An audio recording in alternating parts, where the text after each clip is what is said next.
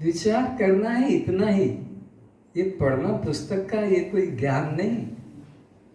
अक्षर पढ़ लेना, दोहे चौपाई पढ़ लेना, श्लोक पढ़ लेना, मंत्र पढ़ लेना, ये कोई ज्ञान थोड़ी है। उसके भाव को पकड़ना है कि यह जो दिखाई पड़ता है व्यवहार में उतरा हुआ है, जिसका कोई पिता माता है, जिसकी कोई पति पत्नी पुत्र पुत्री है, ये मैं नहीं हूं, ये मेरा नहीं। बस तो ये काम कौन करेगा भाई? गुरु करेगा कि भगवान करेगा? है अपने जीव को करना है, ना गुरु को करना है ना भगवान को। तो रास्ता बता दिया, लाइट टॉर्च से लाइट दे दिया, अब तुम चलो आगे उस लाइट में।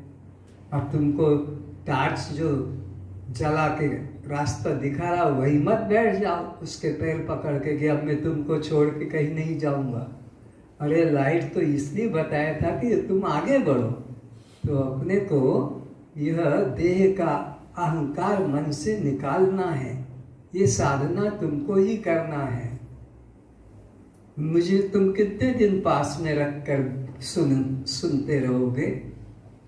कितने दिन तक तुम यह पुस्तकें पढ़ते रहोगे? आंख भी कमजोर हो जाएगी, गर्दन भी झुक जाएगी, कमर से भी नहीं बैठा जाएगा।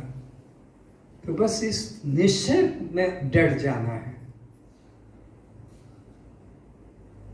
इसी निश्चय को 5 मिनट 10 मिनट दिन में जब भी टाइम मिले, इसी निश्चय को दोहराओ कि ये सब मैं नहीं हूं। जब मेरे को जीवन मिला था, शरीर, तब क्या था मेरे पास में? कोई भी एक अहंकार नहीं था, न जाति का, न आश्रम का, न कोई प्रकार के उपाधियां थी। मैं केवल एक साक्षी चेतन आत्मा। इसी बात को अष्टावक्र जी हमें प्रतिदिन समझा रहे हैं। अब आज मान लो तो ठीक, और 1000 जन्म के बाद मानो तो ठीक, तुम्हारी मर्जी पर है। दुख तो तुम अपने से पा रहे हो। दुख तुम्हें कोई पड़ोसी नहीं दे रहा है, कोई मित्र नहीं दे रहा है, कोई पिता माता की पति पत्नी नहीं दे रहे। झूठा आरोप मत लगाओ, नहीं तो नया कर्म बन जाएगा कि मेरे को वो दुख दे रहा है, मेरे को वो दुख दे रहा था। क्यों दुख देगा तुमको? किस लिए दुख देगा? विचारो, मेरे को क्यों दुख देगा, किस लिए दुख देगा? सुनो, संसार ज्ञानी के लिए नहीं है, इसलिए वो मोक्ष की भी इच्छा नहीं करता, क्योंकि बंधन है ही नहीं। किसी भी वस्तु को खोजने चलो तो मैं ही पाया जाता है। किसी भी वस्तु के मूल को खोजोगे, जैसे तुम्हारा शर्ट, तुम्हारा पेंट, तुम्हारा साड़ी, तुम्हारा ब्लाउज, तुम्हारा साया, इसके मूल को खोजोगे तो तुमको न साड़ी मिलेगी, न सूट मिलेगा, न पैंट शर्ट मिलेगा। क्या मिलेगा? बोलो। बस सूत है। अब विरोध खत्म। अब किस बात का विरोध करेंगे? तो ऐसे ही यहाँ पर सबका मूल अगर खोजोगे, इस सृष्टि का एक परमात्मा, एक परमात्मा के अलावा यहाँ अन्य कुछ भी नहीं है, तो फिर राग द्वेष खत्म हो जाएगा। परमात्मा से क्या राग करूं? परमात्मा से क्या मैं द्वेष करूं? नहीं, ऐसा मन में विचार करें। इंदौर, उज्जैन, नागपुर, भोपाल, दिल्ली, कानपुर, रायपुर आदि सभी नाम वैतथ्य है। आभूषण खोजने पर स्वर्ण ही पाया जाता है। जो नाम रख दिए जाते हैं, जैसे राउरकेला, जैसे भुवनेश्वर, सुंदरगढ़, झारसुगुड़ा, इनकी कोई सत्ता ही नहीं है। छूने जाओ तो कुछ भी नहीं मिलेगा। ऐसे ही तुम्हारे अंदर के अवयवों की भी कोई सत्ता नहीं, केवल एक पंचभूत के अलावा कुछ भी नहीं मिलेगा। नाम कुछ भी दे दो, चूड़ी चेन अंगूठी, लेकिन सबका मूल तो स्वर्ण है। ऐसे ही हाथी घोड़ा पशु पक्षी का नाम कुछ भी दे दो, पर सबका मूल तो पंचभूत या परमात्मा है। बस मूल को दृष्टि में रखो। मैं ही देखने वाला हूँ और मैं ही दिखने वाला हूँ। दोनों चीजें वो मैं ही हूँ। जैसे सपने में चोर भी तुम ही बनते हो, पुलिस भी तुम ही बनते हो, और वो धनाढ्य व्यक्ति भी तुम ही बनते हो, और वो जेल सुपरिटेंडेंट भी तुम ही बनते हो।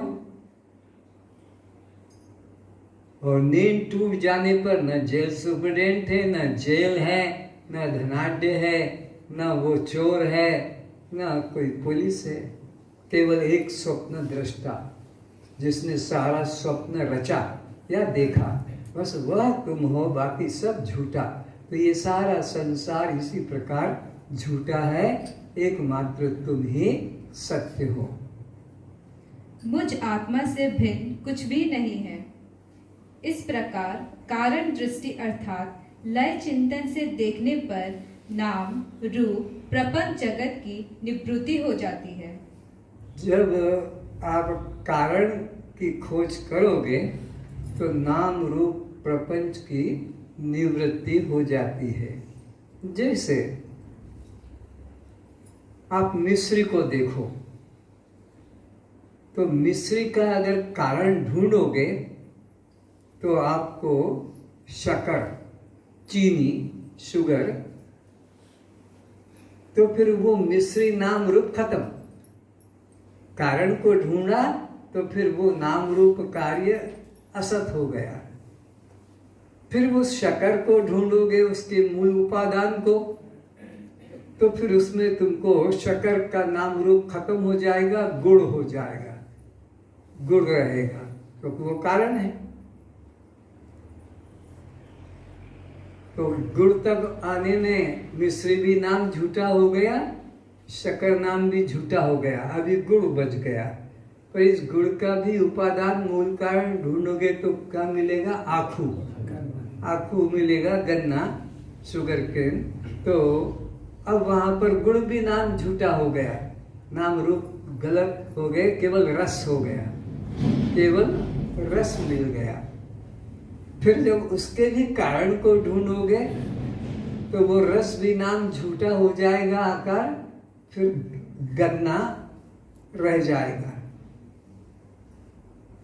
फिर उस गन्ने का मूल ढूंढोगे तो फिर क्या मिलेगा? पृथ्वी मिलेगी। फिर पृथ्वी नाम रह जाएगा, फिर ये मिश्री, फिर शक्कर, फिर गुड़, रस और आखू सब झूठे हो जाएंगे नाम। मूल कारण को जब विचार करते चलेंगे, फिर इसी प्रकार पृथ्वी के मूल को ढूंढोगे तो फिर वहां ये भी नाम झूठा हो जाएगा, जल रह जाएगा। जल एकमात्र सत्य है, उपादान कारण। उसके बिना न आखू है, न रस है, न गुड़ है, न चीनी है, न मिश्री है। तो उन सब का मूल कारण क्या मिल गया? जल मिल गया। फिर जल के मूल कारण को ढूंढेंगे तो फिर ये जल नाम भी झूठा हो जाएगा, तेज रह जाएगा। तेज से ही तो जल की उत्पत्ति होती है। फिर यह तेज नाम रह जाएगा, जल भी खत्म हो जाएगा। फिर तेज का मूल उपादान को खोजोगे तो फिर वायु रह जाएगी, और ये सब जल, पृथ्वी, आखू, रस, गुड़, चीनी और मिश्री, ये सब नाम झूठे हो जाएंगे।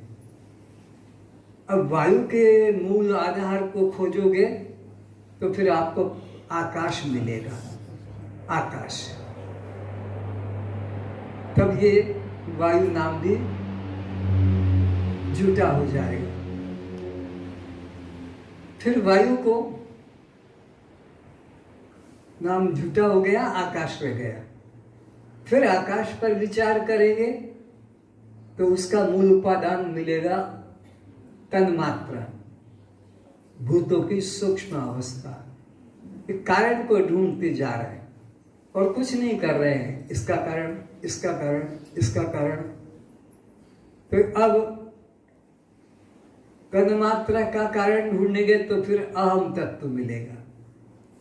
अहम तत्व मिलेगा तो ये तन्मात्रा भी झूठा हो गया। अहम तत्व का कारण ढूंढेंगे तो महत तत्व मिलेगा। महत तत्व, अहम तत्व का मतलब है समष्टि जीवों का टोटल अहंकार, और महत तत्व का मतलब है समष्टि जीवों का बुद्धि, टोटल बुद्धि। फिर इस महत तत्व का कारण ढूंढेंगे तो आपको मिलेगी प्रकृति। तब प्रकृति रह गई और बाकी ये सारे के सारे इनका कुटुंब परिवार कौन कौन है? महत्त्व, अहम तत्व, तन्मात्रा, आकाश, वायु, तेज, जल, पृथ्वी, आखू, जल, गुड़, रस और गुड़ और शक्कर और मिश्री, ये सारा कुटुंब परिवार खत्म। क्या रह गया? प्रकृति। भगवान कहते हैं प्रकृते क्रियमाणानि गुणे कर्माणि सर्वशः अहंकार विमूढ़ात्मा कर्तामिति मन्यते। अरे मूढ़ आदमी मैं करता हूं ऐसा अभिमान करता है, जबकि ये सब काम प्रकृति के द्वारा हो रहे हैं। तुम अगर करने वाले हो, तुम कहते हो कि मैंने 4 बच्चे बनाए, तो भाई और 2-4 बना दो, देश की सेवा में सैनिक बन के काम आएंगे। अब 90 साल 95 साल के हो गए, अब 2-4 बच्चे और पैदा कर सकोगे? बोलो नहीं। क्यों? वो प्रकृति नहीं, वो सामर्थ्य नहीं। जब था तब था। तो प्रकृते क्रियमाणानि गुणे कर्माणि सर्वशः अहंकार विमूढ़ आत्मा कर्तामिति मन्यते। अब प्रकृति का विचार किया कि प्रकृति का मूल कारण कौन है, तो पता लगा कि माया है। प्रकृति का मूल कारण माया है। तब ये सब कुटुंब परिवार खत्म हो गया, माया रह गई। फिर माया का कारण खोजा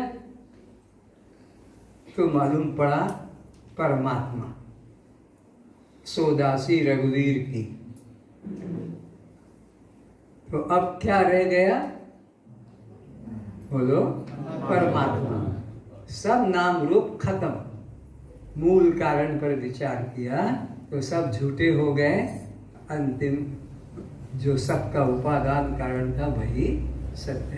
तो इस तरह से तुम लोग जिस वस्तु के मूल उपादान को ढूंढोगे तो तुमको परमात्मा ही मिलेगा। कहीं से भी चले जाओ, कोई भी जाति का व्यक्ति हो, कहीं से भी चले जाओ, लौटते जाओ तो वहीं पर पहुंचोगे, क्योंकि सबका उपादान कारण एक परमात्मा है, दूसरा है ही नहीं। विचारो, तुम वृक्ष को देखो, उसका भी उपादान परमात्मा मिलेगा। पुष्प, पत्र, फल सब वहीं पर पहुंच जाएंगे परमात्मा, क्योंकि सबका मूल उपादान कारण वह ही है। जब संसार के प्रति अज्ञान काल की तरह सत्य एवं सुख बुद्धि ना रहे तो फिर व्यवहार रूप संसार बंधन रूप नहीं होता है। जब इनमें सत्य और सुख बुद्धि न रहे, किसमें? संसार के पदार्थों में, रिश्ते में, संपत्ति में सत्य और सुख बुद्धि न रहे तो फिर वो तुम्हें दुख रूप भी कभी हो नहीं सकते। फिर वो तुम्हें दुख नहीं दे सकते।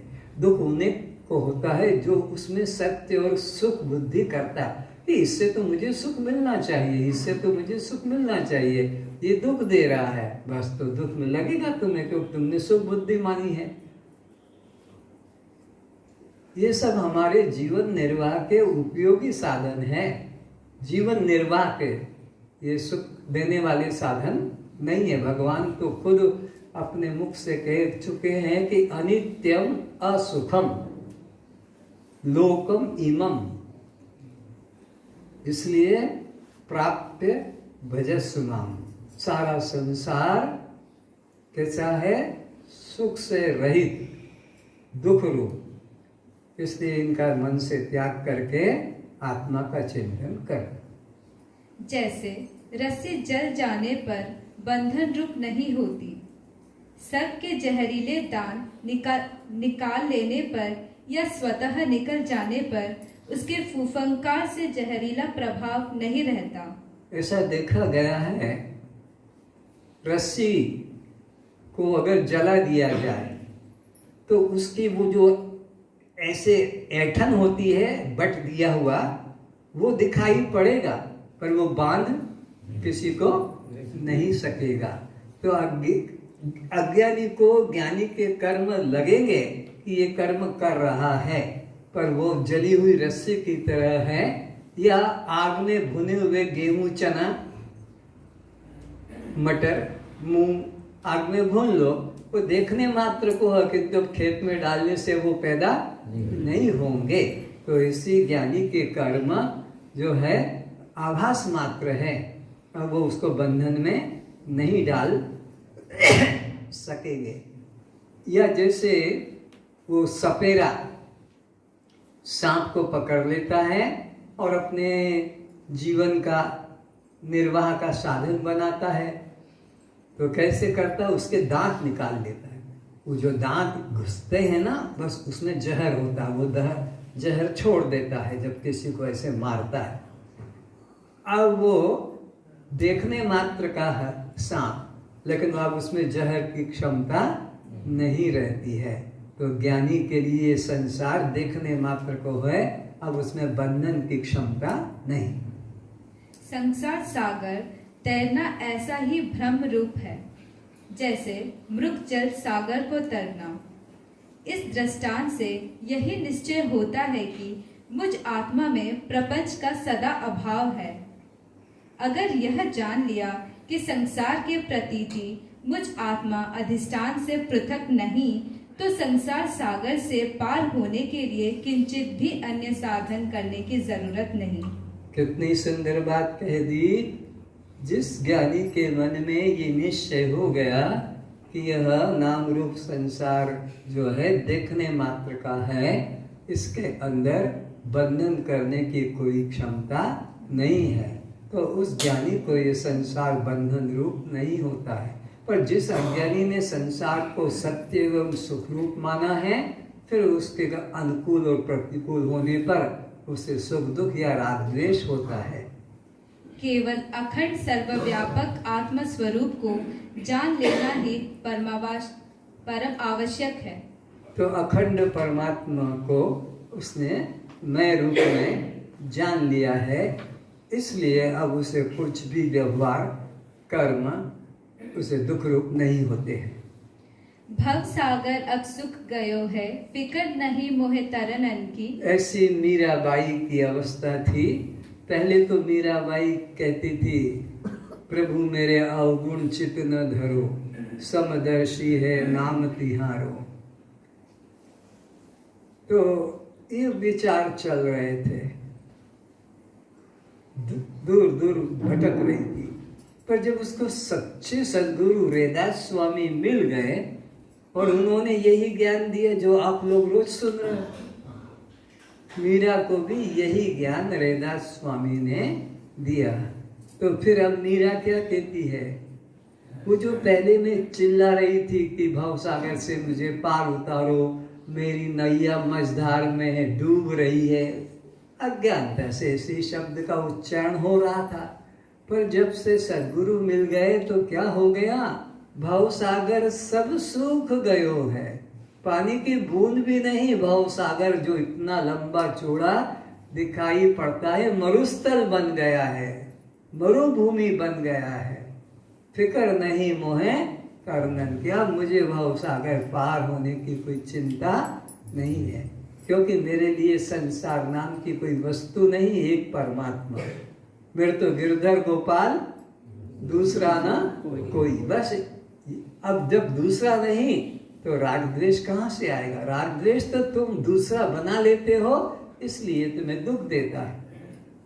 भव सागर अब सुख गयो है, फिकर नहीं मोहे तरनन की, मोहे मिली शरण गुरु चरण की। अखंड आत्मा को जान लेने से संसार सागर का ही नाश हो जाता है। क्या होता है? अखंड परमात्मा को जान लेने से मैं रूप में संसार का विलय हो जाता है। अखंड परमात्मा को जान लिया कि एक परमात्मा के अलावा दूसरा कुछ भी नहीं, तो अब उसको बंधन रूप भय रूप संसार नहीं रहता है। तब सागर और कहाँ बचा जिससे पार होने हेतु प्रयास किया जाए। सागर अब नहीं रहा, अब तो शिव ही रहा। शिव यानी परमात्मा ही रह गया। अब उसके पास में सागर भव बंधन संसार नहीं रहा, खत्म हो गया। अब तो एक परमात्मा ही उसके पास है। जब तक पार होने के लिए किसी भी प्रकार का साधन करोगे तो पार नहीं हो सकोगे, क्योंकि साधन करना ही संसार है। अगर तुमने कुछ भी साधन किया, मंत्र किया, माला की, पूजा की, पाठ किया, तीर्थ किया, व्रत उपवास किए, संसार से छूटने के लिए, यही तुम्हें संसार में बांधने वाले मिलेंगे। क्योंकि ये जो किया है ना, कर्ता बने हो तो फिर भोक्ता बनना ही पड़ेगा। बिना कर्ता बने तुमसे ना मंत्र होगा, ना माला, ना पूजा, ना पाठ, ना व्रत, ना उपवास, ना तीर्थ, ना योग, ना यज्ञ, कुछ भी नहीं होगा। कर्ता भाव आएगा तभी क्रिया होगी कि मैं करता हूँ, कोई अन्य ईश्वर मेरे कर्मों का फल देने वाला है। जब तक ये द्वैत भाव नहीं मन में आएगा, आपसे कर्म नहीं होगा। पर ज्ञानी के मन में अब एक ब्रह्म के अलावा दूसरा कुछ रहा ही नहीं, तो कर्म भी नहीं और बंधन भी नहीं। साधन करना ही परमात्मा के प्रति दूरी की भावना को स्वीकार करना है। ये बिल्कुल सत्य बात है। साधन करना ही परमात्मा और अपने के बीच में दूरी की भावना पैदा करना है। परमात्मा हमसे जब अलग होगा तो हम साधन करेंगे उसको पाने के लिए। पर वेद तो कहता है यहाँ एक परमात्मा के अलावा दूसरा कुछ भी नहीं है, तो फिर साधन तुम्हारे लिए बंधन रूप है और परमात्मा की अखंड सत्ता को तुमने खंडित कर दिया। सारे हाल को अगर तुम कह दो कि परमात्मा है, हाँ, और ये जो बैठा है इधर ये कह दे कि भाई मैं तो परमात्मा से अलग हूं। जब सारा हाल परमात्मा का क्षेत्र है तो ये जितनी क्षेत्र में बैठा हुआ है ये अपने को अलग माने, तो इसने परमात्मा की अखंड सत्ता को खंडित कर दिया, अपमान कर दिया। राजा को कह दे कि ये इस झोपड़ी का मालिक है, तो ये तो राजा का अपमान हो गया। वो तो राज्य का मालिक है, झोपड़ी का मालिक बता दिया। तो परमात्मा को पाने के लिए तुम कुछ भी साधन करो तो वो तुम्हारे लिए बंधन रूप है और परमात्मा का अपमान है। तो फिर क्या करना है? मैं ही हूं, मैं ही हूं, मैं यह नहीं, मैं यह नहीं, मैं वही हूं। कौन? जिसे आज तक मैं बाहर बाहर खोज रही थी, ढूंढ रहा था, वह मैं हूं, यह मैं नहीं हूं। ये भाव बस सब समय रहे। खाते पीते उठते बैठते चलते आते जाते सोते, केवल मैं साक्षी आत्मा, मैं चैतन्य आत्मा, मैं दृष्टा आत्मा। बस इतना सा ही है करने को। तुमने पहाड़ बना दिया है। कोई 4 धाम जा रहा है, तो कोई कैलाश जा रहा है, तो कोई उत्तरकाशी, तो कोई मक्का मदीना, कोई जेरूसलम, तो कोई अयोध्या वृंदावन, तो कोई और कहाँ कहाँ। हवा बना दिया परमात्मा को। अरे इतना सा ही बस तुम्हें निश्चय करना है कि वो मुझसे अलग नहीं, मैं उससे अलग, बस हो गया काम खत्म। इतना सा ही साधन था। परमात्मा परिचिन वस्तु नहीं, वह एक देशीय नहीं है। अभी आपको यहाँ आने के लिए अपने अपने घर से साधन चाहिए, समय चाहिए, तब आप यहाँ आते हैं।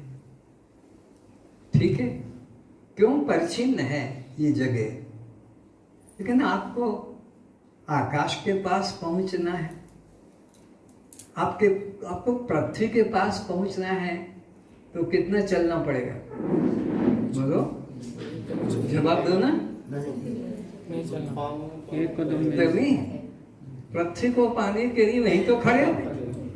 पृथ्वी को पाने के लिए यात्रा करना नहीं पड़ेगा। कि आकाश के साथ एकत्व करने के लिए कहीं पहाड़ पे, झाड़ पे, मकान की छत पर जाना नहीं पड़ेगा। वो आकाश तो आगे है, पीछे है, बाएं है, दाएं है, भीतर है, बाहर है, ऊपर है, नीचे है, सर्वत्र है। तो जो सर्वत्र होता है उसको पाने के लिए साधन नहीं करना पड़ता है। साधन उसके लिए करना पड़ता है जो हमसे बोलो दूर हो, भिन्न हो, उसके लिए साधन करना पड़ता है। पर सब चीजें हमसे दूर है, शरीर भी हमसे दूर है, थोड़ा गैप है। पर परमात्मा एक ऐसी चीज है जो हमसे कभी दूर था नहीं, है नहीं, और हो भी नहीं सकेगा। तुम ऐसी अखंड सत्ता के साथ अपना एकत्व भाव जागृत करो। परमात्मा हमारी आत्मा है, हम स्वयं ही हैं। अब घड़े की आत्मा, आत्मा किसे कहते हैं? जिसके बिना जीवन न हो। आत्मा उसे कहते हैं जिसके बिना जीवन न हो। तो ये घड़ा जो दिख रहा है, माठिया, इसकी आत्मा क्या है? बोलो, मिट्टी के बिना इसकी सत्ता ही नहीं। तो ये सारा जो दिखाई पड़ता नाम रूप जगत, इसकी आत्मा तुम ही हो। तुमने ही इन सब को धारण किया है। साधन से प्राप्त होने की संभावना अखंड परमात्मा की सत्ता को खंडित माना है। अखंड परमात्मा की सत्ता को उन लोगों ने खंडित मान रखा है जिन्होंने उसको पाने के लिए किसी प्रकार का साधन कर रहे हैं। परमात्मा को पाने के लिए साधन करने की अपेक्षा नहीं, क्योंकि परमात्मा कभी भी किसी से किसी क्षण अलग था नहीं, है नहीं और होगा नहीं। केवल ये बात समझना है तो साधन से मुक्ति हो गई। और ये बात नहीं समझोगे कि परमात्मा सब देश में, सब काल में, सब रूप में है और वो मुझसे अलग नहीं, अगर ये नहीं समझोगे तो साधन करो और बार बार जन्म मरण के अंदर आवागम में आना पड़ेगा। और जब जान लोगे कि परमात्मा के अलावा यहाँ कोई दूसरा नहीं, तो साधन की जरूरत नहीं और तुम जीते जी मुक्त हो। परमात्मा को अखंड स्वीकार करते ही हम उससे अभिन्न हो गए। अब उसे पाने हेतु साधन की जरूरत ही कहाँ, हम स्वयं ही हैं। क्या हुआ? जब हमने अखंड परमात्मा को स्वीकार कर लिया और अपने को भी उस अखंड से अभिन्न जान लिया कि उससे मैं अलग नहीं हूँ, तो फिर साधन की बात खत्म हो गई। अब किसके लिए साधन करेंगे?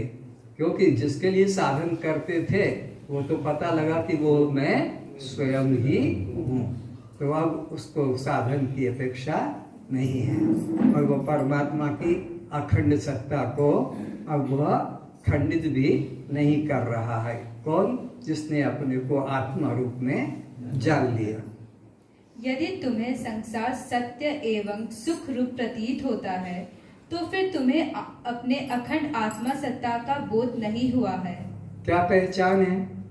तुम्हारे को आत्मा का बोध जग गया है या आत्मा का बोध नहीं जगा है, इसका तुम्हारे पास में थर्मामीटर, कोई यार्ड, गज, तराजू, तुला क्या है? विचारो कि मुझे किससे पूछना पड़ेगा, कौन बताएगा? वो कोई मशीन है क्या, वो जो दुकानों पे जाते हैं यहाँ लगा देते हो और वो क्या क्या दिख जाता है, उसमें से भगवान दिखता है कि पता नहीं क्या है। क्या ऐसा वो कोई चीज है? परमात्मा को तुमने अपने से अलग मान लिया तो फिर तुम इस जन्म मरण के चक्र से मुक्त नहीं हो सकोगे, क्योंकि तुमने उसको खंडित मान लिया। फिर से इसी लाइन को, यदि तुम्हें संसार सत्य एवं सुख रूप प्रतीत होता है तो फिर तुम्हें अपने अखंड आत्मा सत्ता का बोध नहीं हुआ है। तो तुम उस अखंड आत्मसत्ता से तुम वंचित रह गए, तुम्हें उसका बोध नहीं जगा, क्योंकि तुमने उसको अलग माना। किसी मंदिर में, किसी तीर्थ में, किसी ध्यान में, कोई जप में, कोई माला में, तो तुम परमात्मा की अखंडता को न समझने के कारण तुम्हें फिर जन्म लेना पड़ेगा। और जिन्होंने जान लिया कि मैं परमात्मा से अलग नहीं हूँ, उनके लिए कोई साधन करने की आवश्यकता नहीं, क्योंकि वह तो मैं ही हूँ। अपने को कुछ भी न मान कर देखो, यानी मैं को मैं जान कर देखो, तो फिर प्रपंच खोजने को भी नहीं मिलेगा। प्रपंच खोजने को कब मिलता है? जब मैं को हम अलग मान लेते हैं। यहाँ मैं के अलावा कुछ दूसरा है ही नहीं, एक चेतन के अलावा कोई दूसरी सत्ता नहीं है। जैसे सूर्योदय होने पर अंधकार खोजने पर भी दिखाई नहीं पड़ता है, उसी प्रकार मुझ आत्मा का ज्ञान होने पर प्रपंच का दर्शन नहीं होता। जीव का अपने आत्म स्वरूप का बोध ना होकर देह रूप जानना ही आवरण, ढक्कन, पर्दा, बुर्खा है। अलंकार स्वर्ण रूप को, फर्नीचर कास्ट को, कपड़ा सूत को ढांक लेता है। अतः अलंकार नहीं, वह स्वर्ण ही है। फर्नीचर नहीं, कास्ट ही है। कपड़े नहीं, सूत ही है। मटका, सुराही, दीपक, दुर्गा, गणेश नहीं, मिट्टी ही है। इस प्रकार में देह नहीं, ब्रह्म ही हूँ, यह जान लेना ही पर्दा हटाना, ढक्कन हटाना है। पर्दा हटाना, ढक्कन हटाना क्या है? कि मैं चैतन्य आत्मा हूँ, मैं ये देह नहीं। बस इतना विचार आ गया तो ये आत्मा पे जो आवरण आया है, पर्दा आया है, ढकना आया है, वो अलग है और मैं अलग हूँ, ये खत्म हो जाएगा। इस तरह से विवेक जागृत करना है और कोई साधन करने की चीज नहीं, क्योंकि वो वस्तु सिद्ध है, उसको कहीं से लाना नहीं है। सर्वे भवन्तु सुखिनः, सर्वे सन्तु निरामयाः, सर्वे भद्राणि पश्यन्तु, मा कश्चित् दुःखभाग् भवेत्। ॐ सहना भवतु, सहनो भुनक्तु, सवीर्यं करवावहै, तेजस्विनावधीतमस्तु,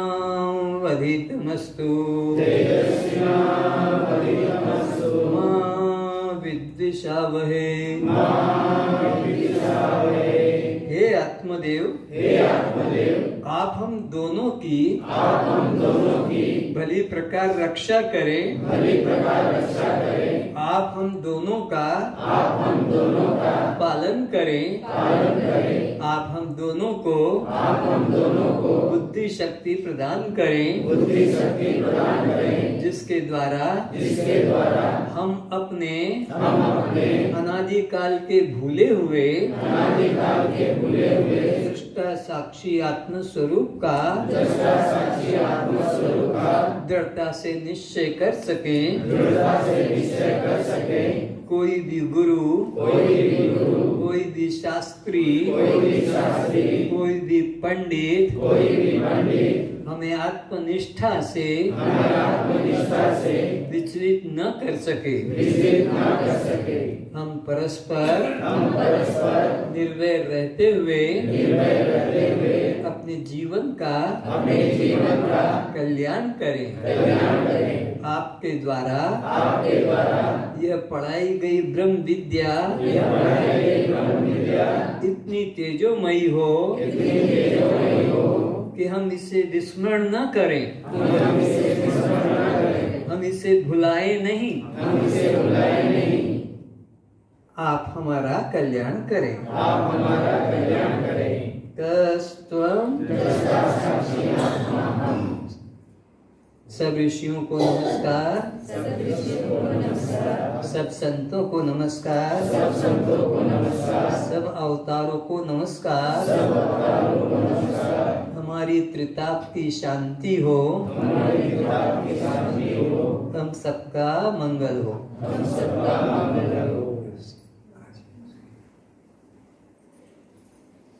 उठो, देना है कुछ है बांटने को, तो मैं बोलूंगा तो देख।